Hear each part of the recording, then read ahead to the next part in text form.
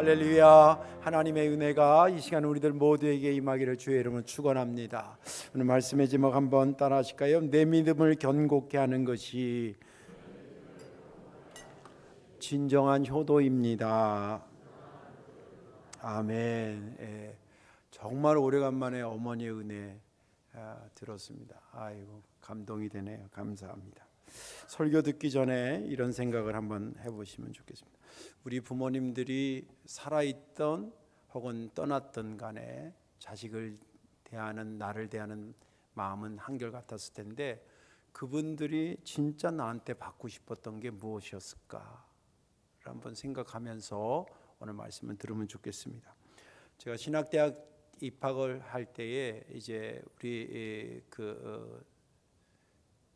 같은 학년인데 연배가 뭐 한두 살 정도는 괜찮은데 뭐 10년, 뭐 13년, 심지어는 뭐 15년 이상 되는 형들이 같이 입학을 했거든요.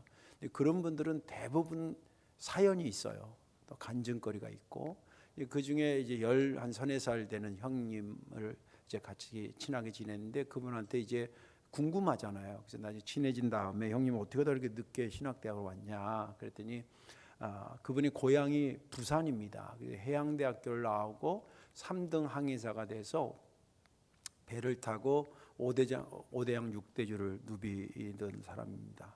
세상 말로 젊은 나이에 잘 나가던 사람이죠. 아프리카 쪽에 갔다가 정박하고 그러잖아요. 아프리카 쪽에 갔다가 말라리아에 걸렸는데 말라리아는 모기로 인한 거잖아요. 열이 막 고열이 나고 이런 건데 거의 죽음 직전까지 간 겁니다. 그래서 그때 하나님을 제대로 만난 겁니다. 물론 그 전에 형이 먼저 예수를 믿어, 그 집안은 믿는 집안이 아닌데 형이 먼저 믿어서 동생한테 예수님을 증거하고 그랬을 때 그냥 형이 얘기하니까 우호적으로 듣고 막 교회를 열심히 따라다니거나 그러지 않았는데 죽음 직전에서 자기도 모르게 하나님을 찾게 되고 하나님의 정말 은혜로 그 당시가 1970년대 약도 제대로 없을 때인데 가까스로 살아나고 이제 하나님 내가 한국 들어가면 신앙생활 잘하겠다고 이제 이러면서 믿음이 들어갔는데 성령께서 계속 그 마음의 믿음을 어디로 이끌어 가셨냐면 주의 종 쪽으로 이끌어 가는 거예요. 근데 개인적으로 그분이 경험했지만 그분인들 좋았겠어요. 그리고 그것이 되기까지 넘어야 될 산들이 너무 많은 거예요. 첫째는 예수 안 믿는 아버지를 설득해야 되는 거예요. 두 번째는 형님은 벌써 이제 먼저 믿고 신학교를 갔기 때문에 생활을 자기가 이제 배를 타고 거기서 그래도 수입이 있으니까 그걸로 부모님 생활비를 좀 도와주고 그랬나 봐요.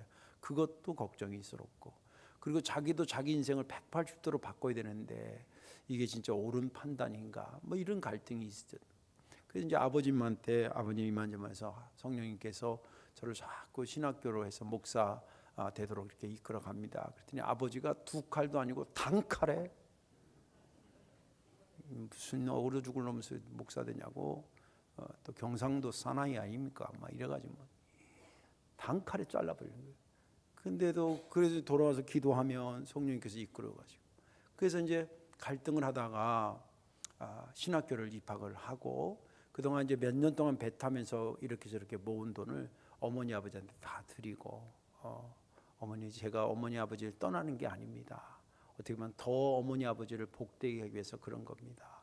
그분들이 이해를 못하죠. 이해를 못하지만 그리고 이제 입학을 등록금 빼놓고 다 드렸다 그러더라고요. 자기 말로는.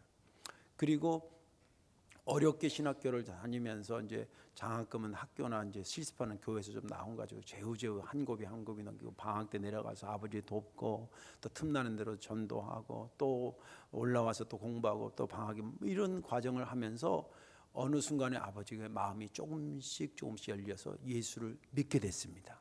할렐루야. 그리고 나서 이제 시간이 흐르면서 그 아버지가 아들한테 아들아 고맙다. 내가 너 때문에 예수 믿게 돼서 너무 감사하다. 그리고 나는 네가 큰 교회 목사는 아니지만 내 아들이 주의 종으로 산다는 것이 그렇게 자랑스럽다. 이제 그렇게 신앙을 고백하고 감사하고 흐뭇해 하시다가 하나님의 나라에 가셨습니다. 내 믿음을 견고케 하는 것이 나만의 축복의 일이 아니라 그것이야말로 진정한 효도의 길이다라고 하는 것 새기는 이 아침이 되기를 주님의 이름으로 축원합니다. 오늘 본문의 말씀은 믿음의 조상 아브라함과 그의 아들 이삭 스토리죠.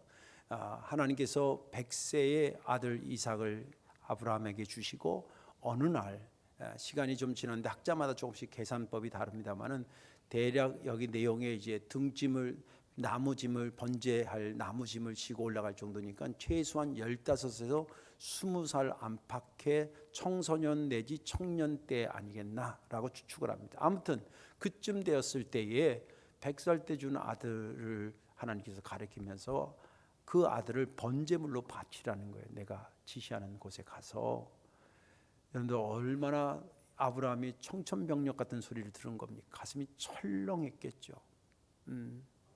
그런데 오래 걸리지 않고 그 다음날 아침 일찍이라고 성경은 얘기해요. 이거 다 의미가 있는데 아무튼 아침 일찍이 나귀에다가 안장을 지우고 또 번제할 때 태울 나무도 싣고 두 종과 그리고 그렇게 100세에 낳은 귀한 아들을 손잡고 이제 모리아 산으로 갑니다.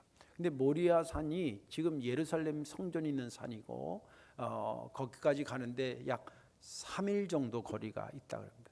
그냥 여기서 돌아서서 바로 옆에 자리에다가 번제를 드린다면 순간의 생각으로 그럴 수 있지만 그 미드라시라고 하는 거기에 보면 해석을 왜 하나님께서 3일 길을 가게 했을까? 지금 내 아들을 잡으러 가는데 아버지가 그 하루하루가 애간장이 타고 무슨 생각을 하면서 갔겠어요?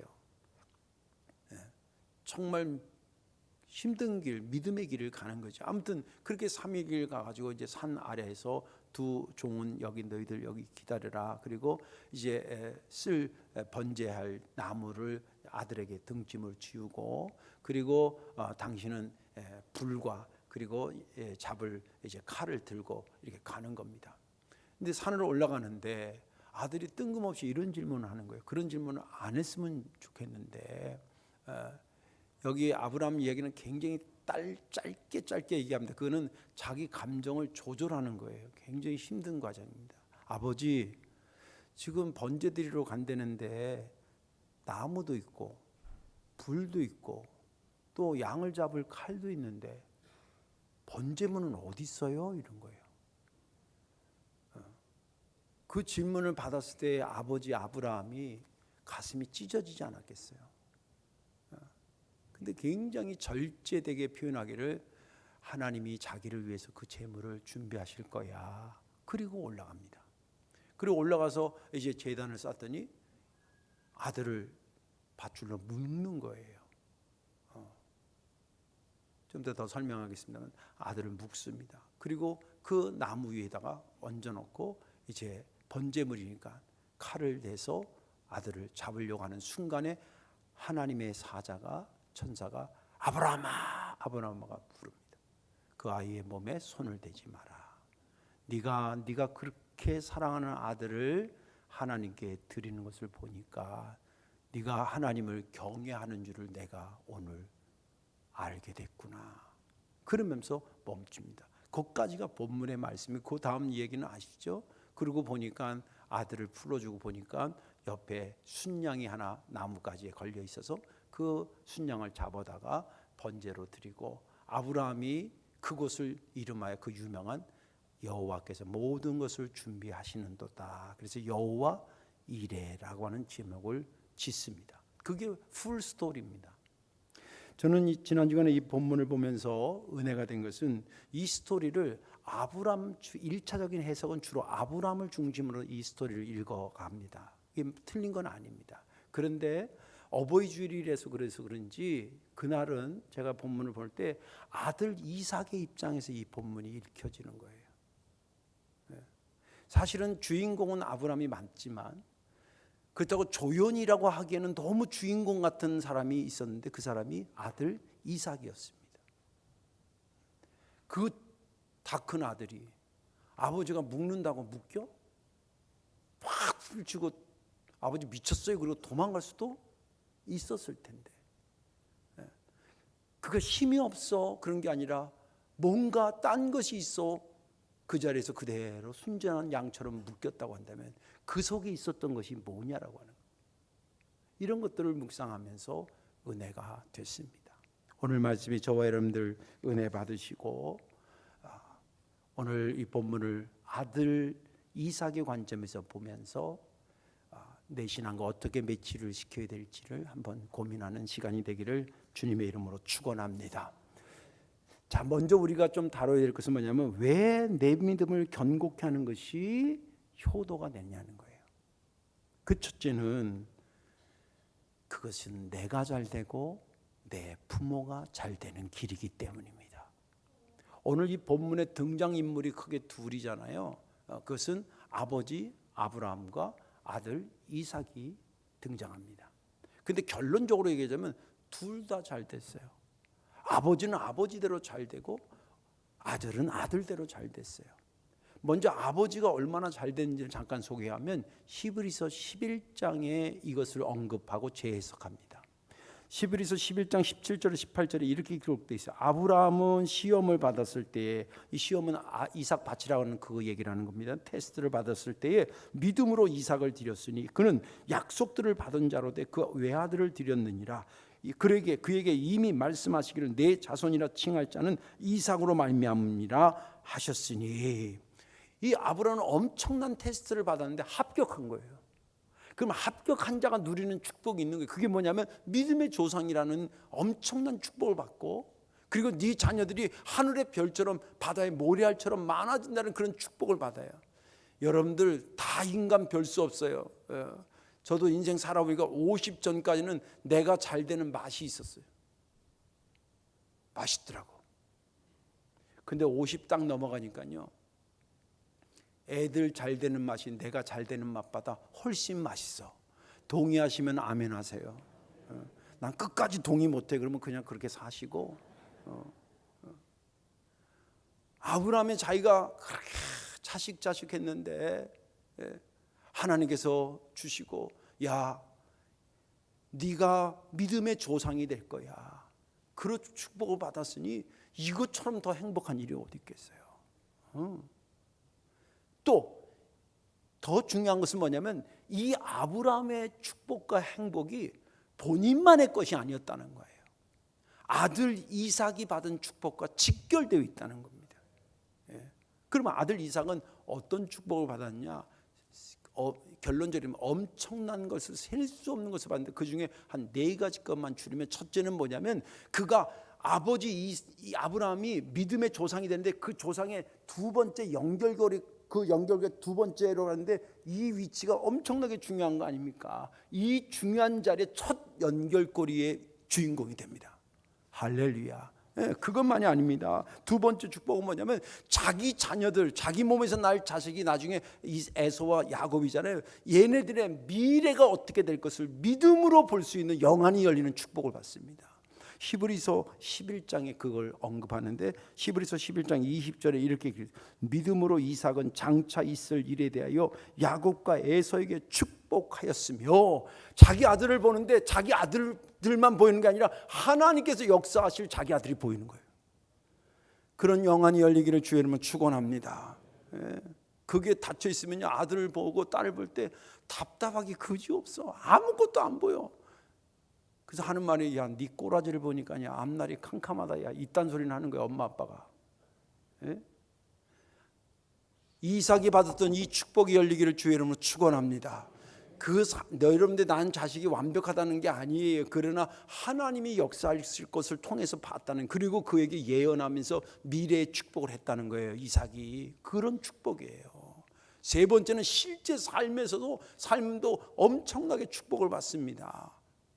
창세기 26장, 오늘 본문 이후에 이삭이 여기에서 놀라운 역사를 이루고 난 다음에 그에게 쏟아지는 축복을 소개하고 있는데, 창세기 26장 12절에서 13절이에요. 이삭이 그 땅에서 농사하여 그 해에 100배나 얻었고 여호와께서 복을 주심으로 그 사람이 창대하고 왕성하여 마침내 거부가 되어, 여기 농사졌는데 100배나 얻었대요. 그리고 그것은 새로운 농법을 쳐서가 아니고 유대 이 아브라함과 이삭과 이 민족은 유목민족이지 원래 농사짓는 민족이 아니에요. 그러니까 뭐 농사 제대로 잘 지을 수도 없어. 그런데 누가 하나님이 복을 주니까 100배나 더하는, 그래서 믿음에 마침내 거부가 됐대요. 그 축복받기를 주의 이름으로 축원합니다. 이것도 엄청난 거예요. 또 네 번째 축복이 뭐냐면 많은 사람들이 이삭을 볼 때 이삭 혼자만 보이는 게 아니라 그 곁에 하나님이 서 계신 걸 봤다는 거예요. 창세기 26장 28절 그들이 이르되 여호와께서 너와, 여기서 너는 이삭을 얘기합니다. 너와 함께 계심을 우리가 분명히 보았으므로 우리의 사이 곧 우리와 너 사이의 맹사에 너와 계약을 맺으리라 말하였느니라. 여기 말한 사람들이 그냥 블레셋 사람들이에요. 그 사람들은 이미 가나안에 먼저 들어와 있었기 때문에 상당히 지금 이 가정은 다시 말해서 아브라함, 이삭은 식구라 해봐야 남자라 해봐야 5손가락 셀 만큼 작아요. 그러니까 이 가나안 땅에 오긴 왔는데 아직까지는 주인이 아니라 손님처럼 사는 거예요. 우리도 어느 딴 지역에 사업하려고 그러면 그 지역에 보이지 않는 텃새들이 있잖아요. 그 뚫고 가야 되는 게 힘든 거 있잖아요. 그런데 그 전에 이제 어떤 사건이냐면 우물을 파는 게 굉장히 어려운데 자기들은 파도 우물이 안 나오는데 이삭은 이 사람들이 식구들이 하면 우물이 나오는 거예요. 뺐으면 또 저쪽으로 가서 또 파는데 거기 우물이 또 나와. 그걸 몇 번을 거치면서 그들이 깨달은 거예요. 야, 저 이삭 저거 별거 아닌 것 같은데 별거 아닌 게 아니네. 저걸 보는데 하나님이 함께 한다는 거 보여요. 여러분들 생애에 그런 소리 한 번 이상은 꼭 들으셔야 돼요. 아줌마 이렇게 행복해 보여요. 예, 저 교회 다니면서 그래요. 아, 그래요? 어쩐지 아줌마 혼자 있는 것 같지 않고 하나님 뭐 도와주는 것 같아. 할렐루야. 그 소리 들어야지. 아줌마를 보니까 웃다가도 울고 싶어 이러면 안 되잖아요.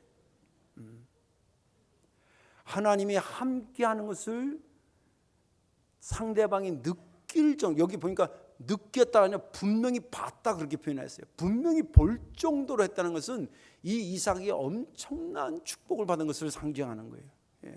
모아보면 지금 민족의 연결고리가 됐다. 그 다음에 자녀들의 미래를 볼 수 있는 축복을 받았다. 실제 삶의 축복을 받았다. 그리고 다른 사람이 나를 볼 때 나 혼자 보이는 게 아니라 나와 함께 계시는 하나님과 함께하는 것을 볼 정도의 축복을 받았는데 여기서 받은 것에서 끝나지 말고 더 한 걸음 더 들어가야 될 게 있는데 그게 뭐냐면 이 사람들이 이렇게 축복을 받았다면 아버지도 받고 그 사람이 받았다면 이 원인이 있지 않았을까 하는 거예요.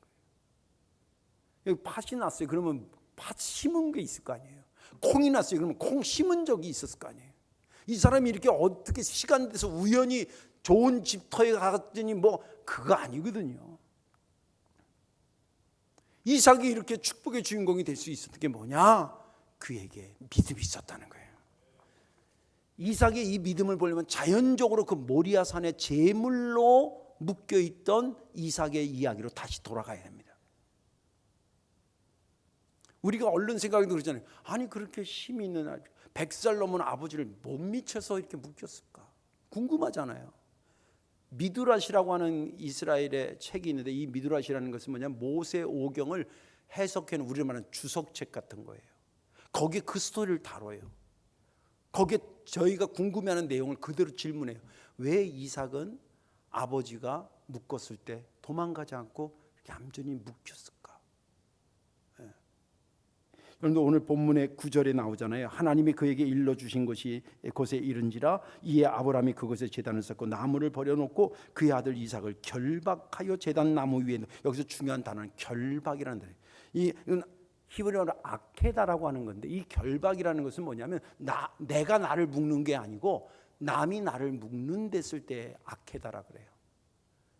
그런데 남이 묶을 때도 반응이 두 개일 수가 있어요. 막 몸부림치고 묶이는 거가 있고 얌전하게 묶이는 거가 있어요. 근데 이 아케다의 의미는 뭐냐면 얌전하게 묶이는 걸 얘기를 하는 거예요. 지금 이삭이 아버지한테 묶였는데 얌전하게 묶였다는 거예요. 막 몸부림치거나 그러지 않았다는 거예요. 그럴 수 있는 힘이 뭐냐는 거예요. 이삭에게 있었던 그 믿음이, 그 힘이 뭐냐는 거예요. 그것을 미드라시아들 말하기는 그는 두 가지의 믿음을 가지고 있었다. 하나는 하나님에 대한 절대 믿음과 그리고 아버지에 대한 절대 신뢰를 갖고 있었다. 하나님에 대한 절대 믿음은 뭐냐면 하나님, 모든 것이 하나님으로부터 왔는데 모든 것을 달라 그러면 드리는 게 하나님 우리를 늘 복되게 하시는데 내게 요청했을 때 내 목숨까지 드리는 게 당연한 거 아니겠나? 그런 믿음이고, 두 번째 아버지에 대한 신뢰는 뭐냐면 우리 아버지는 늘 자기가 봐온 바로는 늘 하나님의 뜻을 따라가고 선택하기 때문에 그분의 선택은 여태까지 틀려본 적이 없다는 거예요. 지금 설령 나를 잡아서 번제물로 드리는 이 사건이 벌어졌다 하더라도 우리 아버지의 이 판단은 선하다는 것을 나는 의심하지 않는다는 거예요. 우리 아들들도 좀 그랬으면 좋겠어. 나 아버지 말씀이 100번 맞죠. 내가 인생 30년 살아오면서 지켜보는 아버지는 정말 이거라 그러면 이해가 안 될 뿐이지 이거면 이거라고 하는 것을 선하게 판단해서 나에게 제시할 뿐이지요. 그런 뜻으로 이삭이 있었다는 거예요. 그리고 또 묶일 때 막 몸부림치지 않은 것은 뭐냐면, 그에게는 하나님 앞에 예배드릴 때 우리가 제물 드리고 구약의 제물 드릴 때 흠이 있는 것은 일단 탈락이에요. 어디가 찢어졌든지 깨졌다든지 전다든지 이러면은 탈락입니다. 그래서 내가 묶일 때, 아버지가 묶을 때 막 몸부림쳐가지고 밧줄에 여기 긁혀가지고 상처가 나면 내가 제물로 어차피 드리는 건데 흠이 있는 제물이 돼서는 안 되지 않냐. 그러니 내가 참고 묶여서 아버지 앞에, 하나님 앞에 온전한 제물이 되지 않나. 그런 믿음을 가지고 악해다 했다는 거예요. 묶였다는 거예요. 여러분들이 말이 쉽지 이게 그에게 믿음이 없이 이게 어떻게 가능하냐 이 말이에요. 믿음이 없이 이렇게 가능하냐는 거예요. 그런데 그 믿음을 지켰더니 자기가 복을 받고, 할렐루야. 그리고 아버지가 복을 받고, 아버지가 복을 받았으니 아버지가 복을 받은 것만큼 효도한 것 아니겠습니까? 이렇게 중요한 효도가 어디 있겠습니까?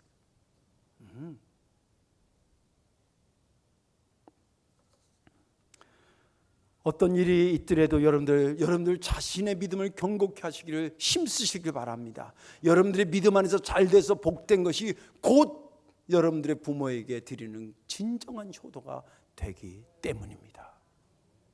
자, 그러면 내 믿음을 견고히 하라 그러는데 내 믿음을 견고히 하는 것은 어떻게 해야 되느냐? 내 생각보다 하나님을 더 신뢰하시길 주의 이름으로 축원합니다. 2절에 보면 여호와께서 이르실 때 내 아들 내 사랑하는 독자 이삭을 데리고 모리아 쌍으로 가서 내가 내게 일러준 한 산 거기서 그를 번제로 드려라. 이것은 1차적으로 네 아들을 드리라는 테스트를 한 것이고, 2차적인 것은 뭐냐면 너는 네 생각을 의지하고 살래, 하나님의 뜻을 의지하고 살래라는 질문이에요. 거기에 아브라함이 어떻게 대답하냐면, 하나님, 내 생각을 의지하고 살지 않습니다. 하나님을 의지하고 살겠습니다. 이삭 역시 하나님, 내 생각을 중심으로 살지 않고 하나님을 의지하고 예를 들면 이런 겁니다. 아들 바쳐라 그럴 때 바칠 수도 있고 안 바칠 수도 있잖아요. 바치지 않을 때의 생각은 내 생각이고, 바치라 그랬을 때는 바치는 것이 하나님에 대한 생각이고, 묶일 때에 도망갈까 묶일까를 생각했을 거 아닙니까? 그러나 내 생각은 도망가까지만 하나님의 뜻이 그러면 내가 묶여야 된다고 해서 묶이는 겁니다. 이 말은 어떤 설교를 들을 때나 성경을 들을 때 여러분들 생각이 필요 없다는 게 아닙니다. 여러분들 생각과 하나님의 생각이 충돌하는 경우들이 어쩌다 생길 때가 있어요. 오늘 본문도 생길 수도 있어요. 그때에 억울한 것 같고 손해보는 것 같아도 하나님의 뜻을 따라 사는 것이 내 믿음을 견고케 하는 것임을 기억하시길 바랍니다. 그것이 내 믿음을 키우는 거고, 그것이 결국 내가 잘 되고 우리 부모가 잘 되고 진정한 효도가 거기서 이루어지는 것입니다. 이제 말씀을 정리하겠습니다. 어버이 주일을 맞이하면서 진짜 진지한 효도를 한번 생각합시다. 내가 어떻게 하는 것이 진짜 효도일까? 이거는 예수 믿는 사람이 아니라 일반 사회적인 그 설문조사하는 단체에서 한 몇백 명 되는 어르신들한테 자식들한테 받고 싶은 게 뭡니까? 이런 질문을 했어요. 근데 압도적으로 1위가 뭐냐면 돈이에요.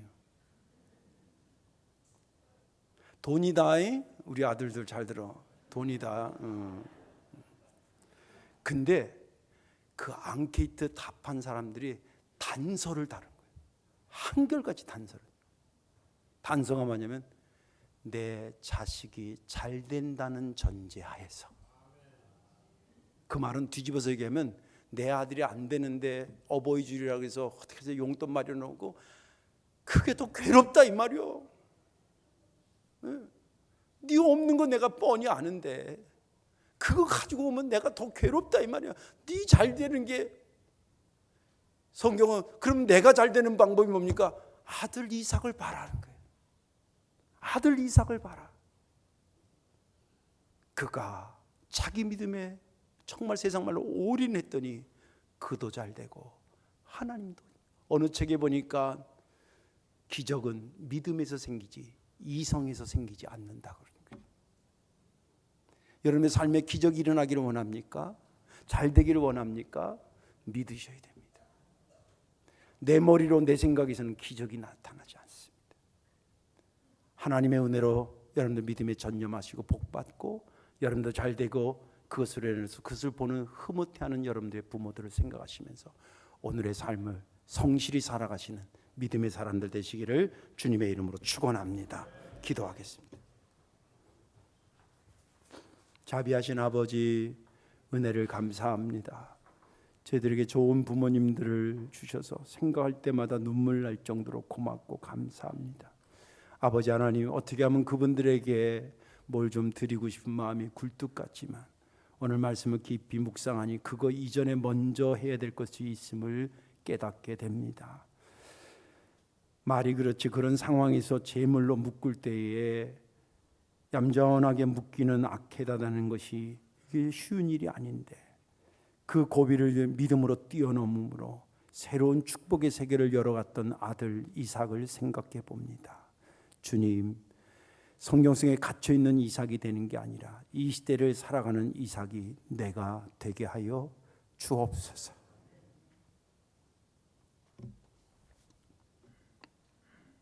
예수님의 이름으로 감사하며 기도하옵나이다. 아멘.